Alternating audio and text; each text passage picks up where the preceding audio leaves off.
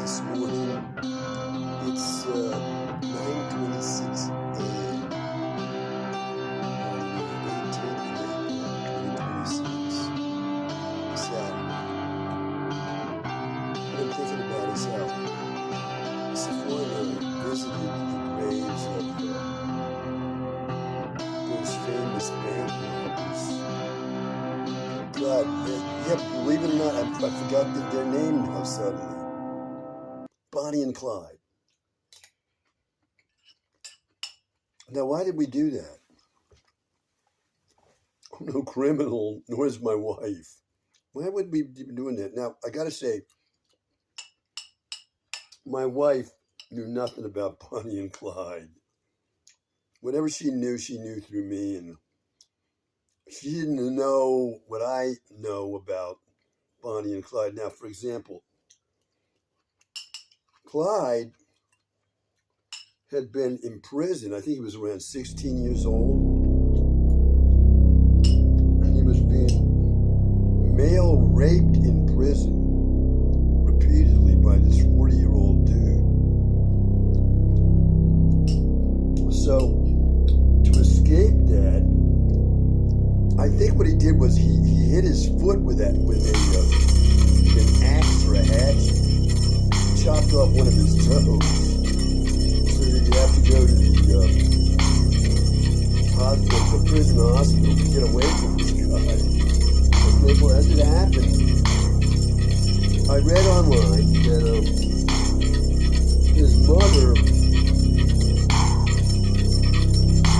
had been trying to get him out of jail, and he chopped that foot within a week before his mother was about to get him out of jail. I don't know the details. I wasn't paying that much attention, but I got the general idea. So, what have I said about myself? That I've been a victim of male rape. So there's my interest in Clyde. I'm no criminal, okay, with interest in supporting criminals, no. Nothing of the kind. This could be the reason, but, maybe that's not even the reason. I don't know. It's not like, oh, let me go do this now. I wasn't consciously thinking this way when I went to visit his grave. I saw the movie, Bonnie and Clyde, made by the brother of Shirley MacLaine. His name is Warren Beatty, okay? And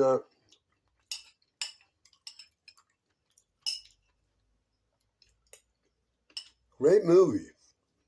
I saw it when I was a teenager. Really had a great effect, profound effect on me. I have a DVD copy of the movie up on my shelf there. So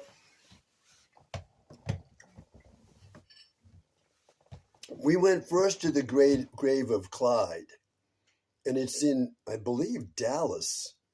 I ought to know, right? But I don't know much about Texas, and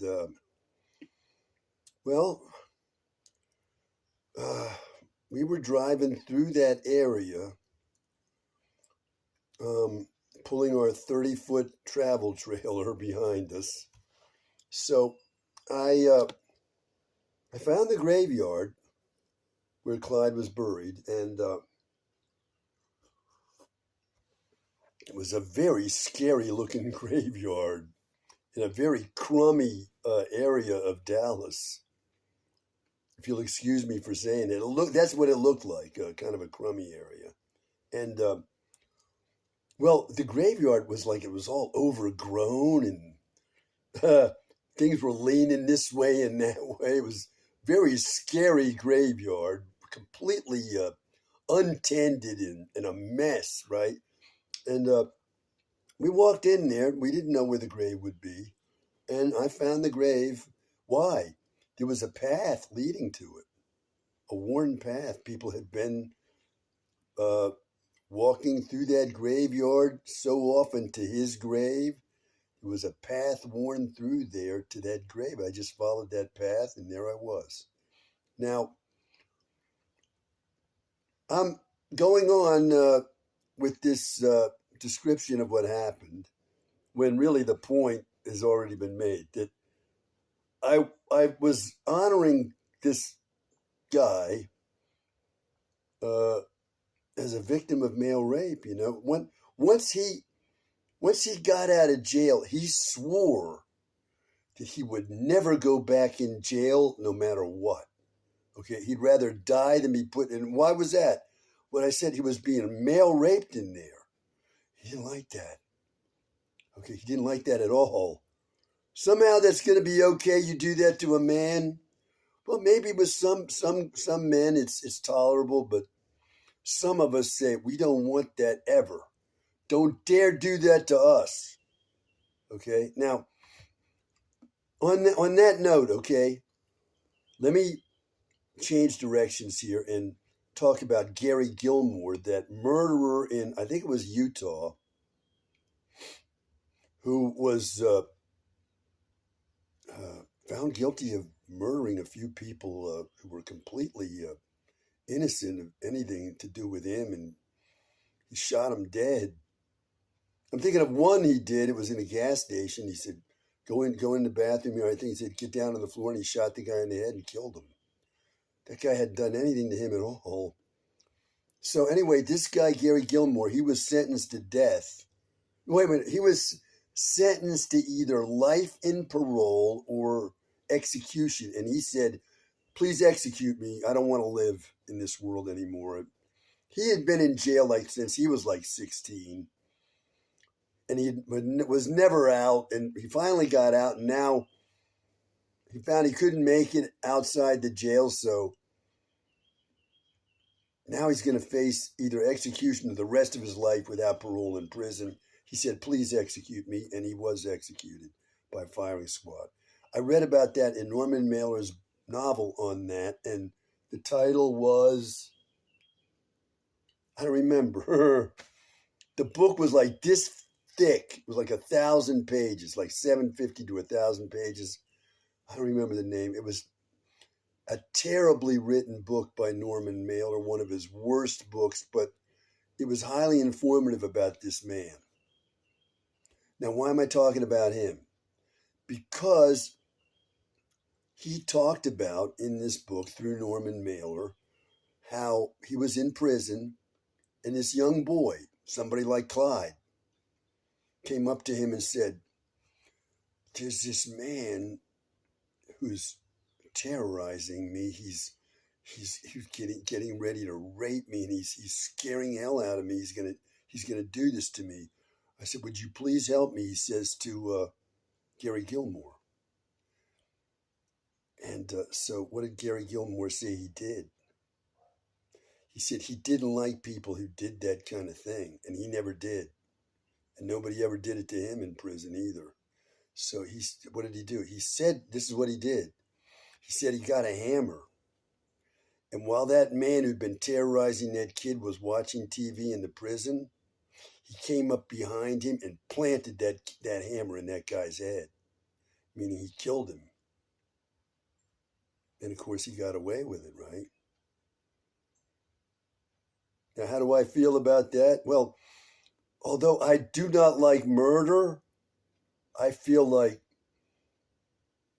I gotta say this, no matter what it sounds like, good for him to have killed that guy for what he was doing. What he was doing was profoundly evil to that young boy. So he got what he deserved. That's how I feel about it.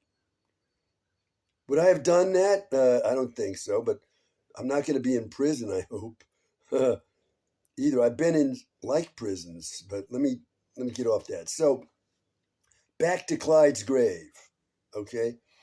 At Clyde's grave, which was unkempt, and he's buried next to his brother. What was the brother's name? Their last name was Barrow. His name was Clyde Barrow, and his brother's in the movie. Anyway, his brother's buried next to him. And I think his parents are there. At any rate, what's around Clyde's grave? People have put bullets,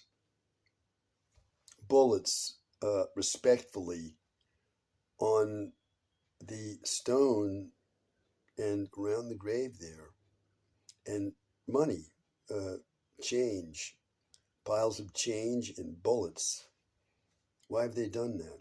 All the way up till now. Well, we went from Clyde's grave to the grave of Bonnie, which she's in another cemetery. We had some trouble finding her grave, but we found it, and that other cemetery was well taken care of. Very nice, what you might call a normal cemetery, and we found Bonnie's grave, and it was well taken care of, and there were no bullets or anything or change left on her grave. Why do you think those bullets and that change was left around the grave of Clyde, given what I've been saying? He said, that he would never go back in jail because of what happened to him. Okay? And so when he got out of jail, he found he couldn't find employment. No one would hire him because he'd been in jail. So what was he going to do? Well, I don't have to answer, right? He did what he did. That's what he did. And, well, he was thinking, I am not going back to jail no matter what. And you know what happened to him, right? Well, if you don't, see the movie. Anyway, I'm thinking about that.